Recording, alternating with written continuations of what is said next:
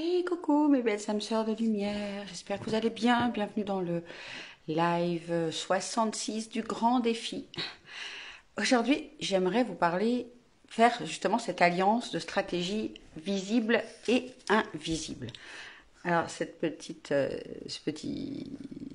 vidéo, elle est issue d'une conversation que j'ai eue avec une amie hier soir. Je voudrais faire cette alliance.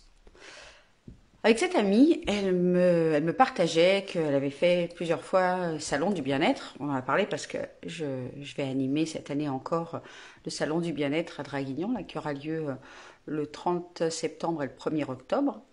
Et elle me dit, voilà, pour moi, c'est pas une stratégie rentable. La dernière fois que j'ai fait un salon, voilà, ça m'a à peine remboursé le prix du salon. Bref, c'était pas pour elle une stratégie rentable. Et donc on a pas mal échangé sur le sujet. Je vais donner pas mal de tips. Déjà, la première chose en stratégie invisible, je vais vous parler de la loi du don. La loi du don est une loi universelle qui, dans sa globalité, explique que pour recevoir ce que l'on désire, eh bien, il faut d'abord le donner. C'est en donnant aux autres ce que l'on désire avoir que l'on obtient plus facilement par cette loi don. Ça, c'est la partie invisible. Donc, c'est apprendre quelque part à donner de la valeur, à donner à nos futurs clients, à nos prospects, de la valeur, donner des choses pour leur permettre d'atteindre leurs plus grands désirs, leurs plus grands rêves, leurs objectifs. Et c'est en faisant ça que nous-mêmes, on obtiendra la même chose en retour, ou en tout cas une autre forme d'abondance, peu importe. Voilà, je donne ce que je veux recevoir. Ça, c'est la stratégie invisible. Et après, je voudrais vous parler de stratégie visible. En lien avec la conversation que j'ai eue avec cette amie, il y a une chose que j'aimerais vous partager, c'est que pour moi, il n'y a pas de stratégie qui ne fonctionne pas. Pourquoi je dis ça? Tout simplement, alors pour faire l'exemple d'être présente, d'avoir un stand sur un salon. Pourquoi? Parce que pour plein d'autres personnes que je connais personnellement, ces salons-là sont vraiment une source d'expansion dans leur activité et elles en font beaucoup parce que justement, non seulement sur le salon c'est rentable, mais en plus ça leur apporte de la clientèle après le salon. Donc en fait, ce qui se passe dans ces stratégies, on va dire visibles, c'est la première chose qui est aussi dans l'invisible, c'est déjà, c'est ma petite chienne qui se gratte, du coup ça me fait bouger. Déjà, ce qu'il faut comprendre, c'est que nos croyances créent notre réalité.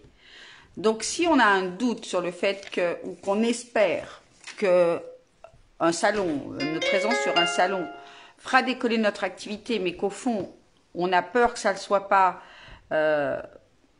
déjà, ça va freiner notre manifestation. Okay? Parce qu'on crée dans notre réalité ce qu'on croit vrai. Donc, si on pense qu'un salon on le fait, on teste, mais on n'est pas sûr que ça va fonctionner ou qu'on a peur que ça ne fonctionne pas, eh bien, la bonne nouvelle, c'est qu'on va attirer exactement ce qu'on vibre, ce à quoi on croit. Ça, c'est la première chose. Et ensuite, dans les stratégies vraiment visibles, les stratégies de la matière, j'ai envie de vous permettre de vous poser les bonnes questions. Si vous devez demain ou dans les semaines, les mois à venir participer à un salon ou à un événement, c'est posez-vous les bonnes questions. Avec mon ami, j'ai fait un petit check de ce dernier salon et en quelques points, j'ai pu lui montrer tout ce qu'elle n'avait pas correctement mis en place. La première chose, par exemple, c'est d'étudier comment son business travaille. Je vous donne son exemple. Elle voulait faire la promotion pendant ce salon-là de formation énergétique. Et elle sait que les personnes qui se forment à sa méthode le font à partir du moment où elles ont fait des soins avec elle et qu'elles ont vu la transformation que ça leur a apporté et du coup ont envie de faire la formation pour être elle aussi praticienne de cette formation énergétique. Je vous donne un autre exemple. J'ai une autre amie qui, l'année dernière, sur le salon du bien-être, est allée sur un stand, je ne voudrais pas dire de bêtises, je crois que c'est de l'acupuncture, il me semble. Enfin, non, pas de l'acupuncture, c'est pour les pieds. Ah, ben j'ai perdu le terme. Bon, une formation enfin, elle est allée sur un stand où elle s'est fait faire un soin comme pas un soin de, c'est pas la pédicure, j'arrive pas à trouver le terme. Mais ça c'est dingue ça. Bref, bon, elle s'est fait faire un soin avec des points de pression sur les pieds. Tout de suite, elle s'est sentie extrêmement bien, ça a été extrêmement agréable pour elle. Et du coup, à la sortie de ce soin sur le salon avec cette personne-là, elle a pris une formation. C'est-à-dire qu'elle s'est elle-même formée à cette technique. Et mon amie avait le même retour. Donc ça veut dire que si elle a quelque part, elle a mal étudié sa cible.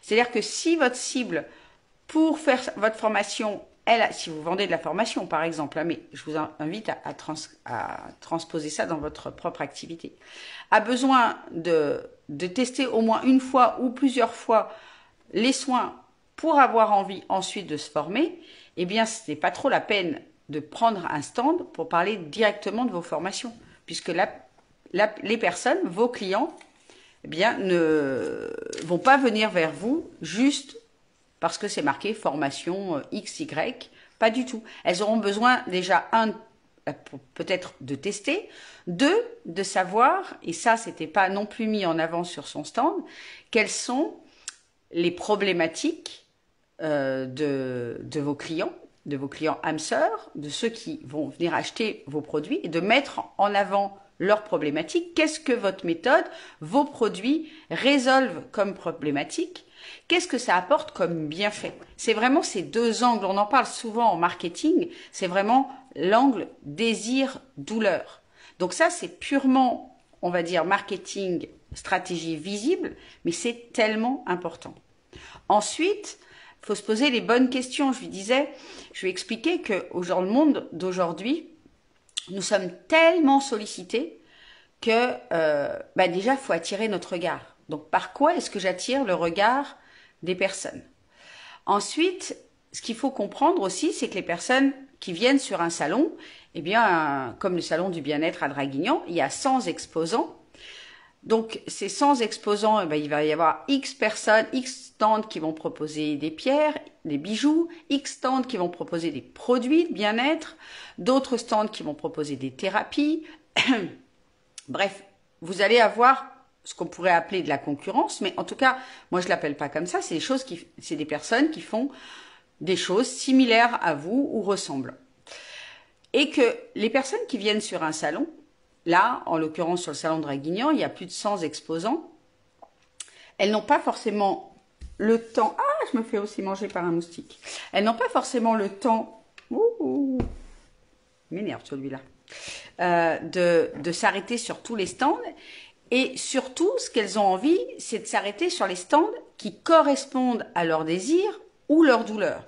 Donc, un stand qui ne parle pas de désir ou de douleur, ça veut dire que la personne, pour savoir exactement de quoi, qu'est-ce que c'est que cette méthode, qu'est-ce que c'est que cet accompagnement, qu'est-ce que c'est que cette formation, va être obligée de discuter avec le thérapeute, avec l'accompagnant. Or, les personnes sont souvent des fois un petit peu timides, ont peur d'être un petit peu alpaguées, ok? Ce qu'il faut comprendre, c'est que les personnes adorent acheter, mais elles ont horreur qu'on leur vende. Et on est tous pareils. Moi, c'est pareil, j'adore acheter, mais je déteste qu'on me vende. Donc, les personnes, elles vont être un petit peu réticentes parfois à rentrer en contact avec la personne avec le thérapeute, la personne qui tient le stand, parce que ce qu'elle a envie de savoir, c'est avant de discuter avec cette personne, est-ce que les produits, est-ce que la technique, est-ce que la formation, est-ce que les soins, ça correspond à ce que j'ai besoin moi. Donc ça, si c'est pas visible, eh bien la personne, ça va l'obliger à discuter avec vous, par exemple, ou en tout cas avec la personne qui tient le stand, pour en savoir plus. Et elle n'a pas forcément un quart d'heure, 20 minutes, 30 minutes à passer avec chaque stand. Donc, oh, il m'énerve ce moustique. Ce qu'elle veut, c'est, avant de pouvoir discuter, de rentrer plus dans le vif du sujet, elle veut savoir si ça lui correspond. Et donc, l'erreur, lorsque dans les présentations de vos stands ou de vos cartes de visite, de vos flyers, etc., vous ne parlez pas finalement des bénéfices et des douleurs de vos clients, eh bien, les personnes, elles s'y intéressent pas et elles n'osent pas vous poser des questions. Elles prennent le prospectus, elles prennent votre carte de visite ou elles passent devant votre stand et elles n'en demandent pas plus. J'espère que ça vous parle, ça. C'est vraiment, vraiment important. Réellement, vous, quand vous allez sur un salon, est-ce que vous avez envie de vous arrêter à tous les stands pour savoir qu'est-ce que c'est les produits? Non. Vous avez besoin que ça soit lisible. Okay. C'est un peu comme une publicité. Une publicité, on a envie de les zapper ou on a envie de savoir tout de suite c'est quoi le produit, de quoi ça parle. Est-ce que cette publicité, j'ai envie de la voir ou j'ai pas envie de la voir? Si ça me parle, je la regarde. Si ça me parle pas, je la regarde pas. Aujourd'hui, le marketing de la publicité est bien fait. C'est que je partageais avec mon ami que bon, moi je regarde beaucoup de choses en streaming sur ma tablette et que même sur les plateformes notamment la plateforme de Canal. Désolée, j'ai mon petit moustique qui me tourne autour. Eh bien, il nous force à regarder la pub. C'est-à-dire qu'on n'a plus moyen de zapper les pubs. On est obligé de se manger entre 3 et 7 annonces publicitaires. Ce que je fais moi, en général, c'est quand les pubs sont là, moi je baisse le son et puis je fais autre chose le temps qu'elles passent. Mais en tout cas, voilà, ils ont trouvé une stratégie pour obliger les gens à regarder leurs pubs. Sauf que sur un salon, en fait, vous pouvez obliger personne de regarder votre pub. Donc, c'est à vous d'être attractif et de parler au cœur de votre client, de lui parler vraiment de ce qui l'intéresse à lui particulièrement. Donc, de lui parler des bénéfices de vos produits, de ce que ça résout comme problème, pour qui c'est fait. Ça, c'est vraiment, vraiment, vraiment important. Et ensuite, de trouver des petites techniques pour attirer leur attention visuelle sur votre stand. Donc, il faut vraiment pas non plus, c'est comme une carte de visite, un flyer, etc. C'est vraiment quelque chose qui se travaille en profondeur, un site encore plus. C'est vraiment comment j'attire le regard, comment je vais donner envie à la personne d'en savoir plus, de lire un peu plus de choses, de s'intéresser à ce qu'il y a un petit peu sur le stand. Je vais expliquer par exemple sur les stands de pierre, eh bien souvent ceux qui vendent des pierres, ils mettent en avant quelques grosses pierres, quelques grosses géodes, voilà, pour attirer le regard, en sachant évidemment qu'ils ne vendront pas forcément ces grosses pierres parce que elles ont un coût et tout le monde ne peut pas se les offrir. Mais par contre, ça va attirer le regard sur leur stand et ça va faire que les gens vont s'approcher, vont commencer à être attirés par cette grosse pierre et ensuite ils vont regarder les autres, celles qui sont plus accessibles pour leur budget, etc., etc. Donc, le message aujourd'hui, c'était vraiment de vous parler de cette alliance. Faites en sorte de donner à vos prospects, de donner du beau, de donner de la valeur. Également, dans les stratégies invisibles, ça va être la posture de la vente magnétique. Allez dans ce genre de manifestation, si vous avez envie de faire des salons ou autre chose, pas de souci. Moi, je vous dis, c'est une stratégie qui fonctionne, c'est clair. Mais allez-y avec le détachement de vendre, mais plutôt l'envie de connecter avec les personnes que vos produits, que vos accompagnements vont vraiment aider.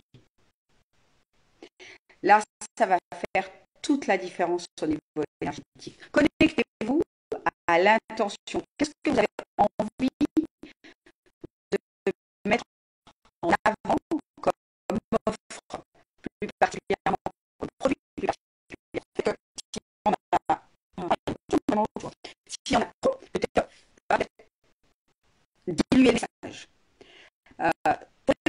c'est un petit peu différent parce qu'on peut s'adresser ainsi à plusieurs types de personnes. Des produits de beauté, par exemple, du maquillage. Il y en a qui préfèrent peut-être du maquillage pour les lèvres, d'autres qui préfèrent du fond de teint, d'autres qui préfèrent du mascara. C'est bien d'avoir un bel échantillonnage. Par contre, lorsqu'on propose des offres, eh bien, si on propose trop, on veut parler de trop de choses, à ce moment-là, ça va faire l'effet inverse. C'est-à-dire, désolé, je me gratte un peu, mais parce que c'est la stratégie du moustique. Il s'approche et ça nous donne envie de nous gratter. C'est un peu comme quand on parle de poux ou de puce, on gratte automatiquement. Ça se trouve, vous allez vous gratter aussi. Donc, j'en étais où? Cette stratégie de parler, de trop parler de tout ce qu'on fait qu'on dilue le message. Lorsqu'on fait, par exemple, moi, je suis en train de préparer ma conférence au salon du bien-être, justement de Draguignan, eh bien, je vais parler que d'un seul sujet. Je vais parler que d'un seul sujet pour amener les gens à une réflexion, à une prise de conscience. Je fais beaucoup de choses, tant dans le terme business que dans le terme spirituel. Mais du coup, si je parle de trop de choses, je vais les perdre. Par exemple, une pub, lorsque vous voyez une pub à la télé, c'est un produit, c'est pas 15 000 produits. Donc c'est exactement la même chose pour vous dans votre stratégie visible, on va dire. Axez votre objectif, votre focus sur un seul produit. Moi, je me rappelle quand j'étais directrice commerciale, je faisais aussi des projets. Eh bien, je cherchais d'abord à connaître les besoins de mon client, ok, pour ensuite lui proposer les produits. Mais je faisais pas le déballage de tous les produits. L'idée, c'est d'arriver à identifier qu'est-ce qu'on veut mettre en avant. Peut-être que vous avez quelque chose que vous avez plus envie de mettre en avant.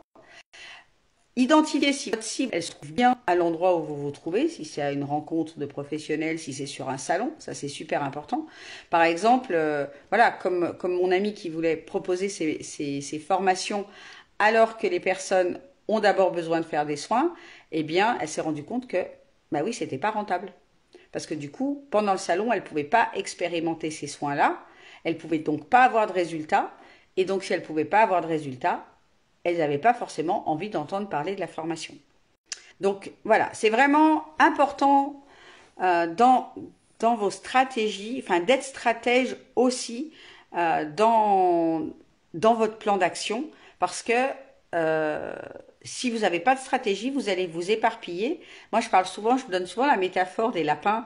Si le soir, vous avez envie de manger du lapin et que vous partez à la chasse au lapin, vous arrivez dans un pré et que vous courez 5 minutes après le lapin blanc, 5 minutes après le lapin noir, le lapin gris, le lapin marron, etc., ben, il y a de fortes chances que vous rentriez à la maison et que vous n'ayez attrapé aucun lapin.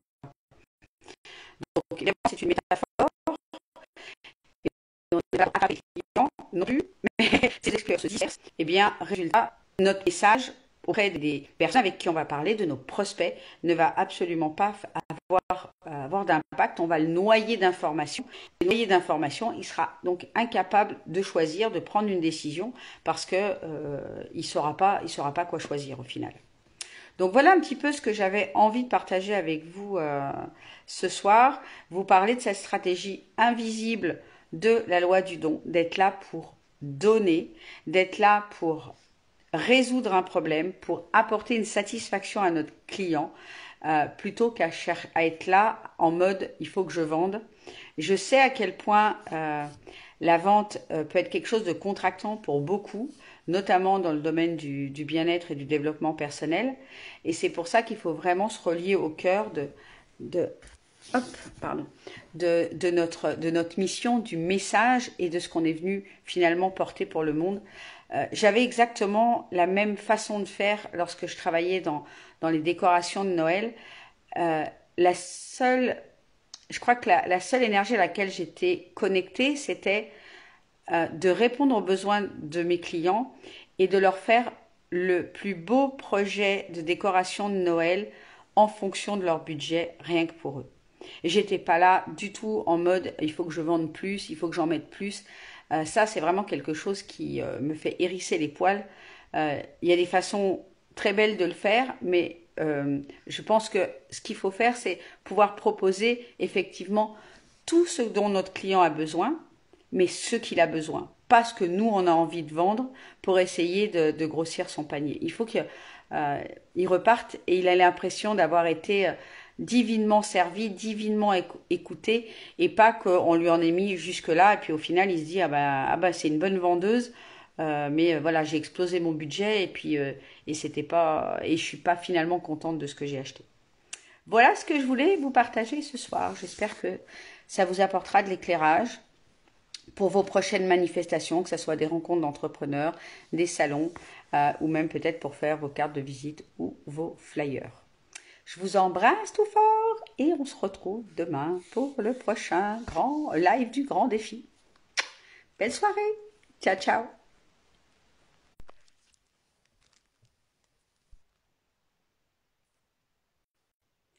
J'arrive pas à couper. C'est pas grave. Coucou.